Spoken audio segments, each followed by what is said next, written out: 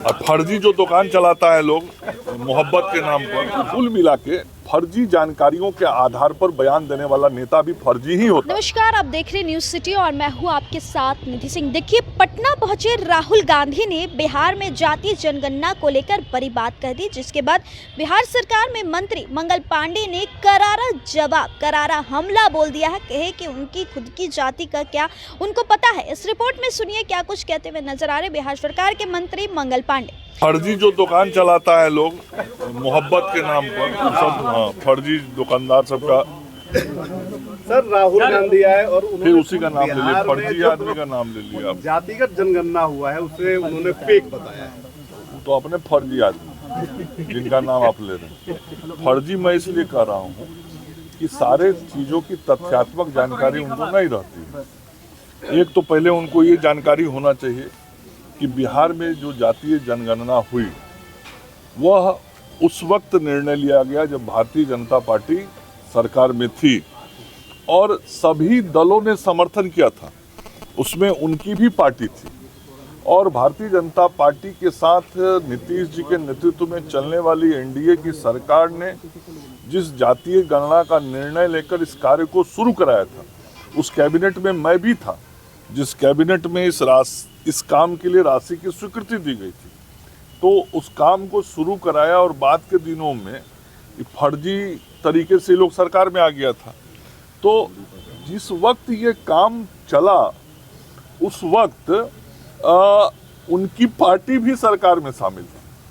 अब उनको स्वयं मालूम नहीं है कि जो यह काम हुआ तो उनकी पार्टी के सरकार में रहते हुआ, तो यदि वो इसको फर्जी कर रहे हैं इसका मतलब उनका पार्टी भी फर्जी है। सर एक और सवाल है, मैं पूरी बात सुन लीजिए। यदि वो इसको फर्जी कह रहे हैं तो इसका मतलब कि उनकी ही पार्टी सरकार में थी, पार्टी भी फर्जी है।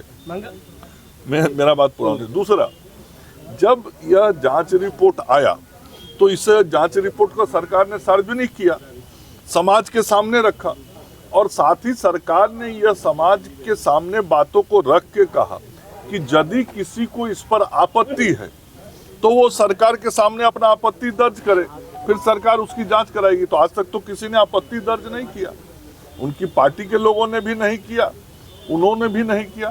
तो कुल मिला के फर्जी जानकारियों के आधार पर बयान देने वाला नेता भी फर्जी ही होता है। इसलिए राहुल बाबू फर्जी जानकारी के आधार पर फर्जी बयान दे रहे हैं। हम लोगों के नज़र में वो नेता भी फर्जी ही हैं। अच्छा, ये मांझी जी कह रहे हैं कि दिल्ली में टिकट नहीं मिला, झारखंड में नहीं मिला, बिहार में अपना औकात बता दें। और रोहिणी जी को सभी हमारे सम्मानित जो एनडीए के नेता हैं, आप लोगों को उसकी चिंता नहीं करनी है। हमारे जो सभी सम्मानित एनडीए के नेता हैं वह केंद्रीय स्तर पर बैठते हैं, सब बात होती है और सब निर्णय होते हैं। महागठबंधन के नेता कर रहे हैं डूबती नैया को पार लगाएंगे मांझी जी को। अच्छा बताइए ना, डूबती नैया उनका ना है।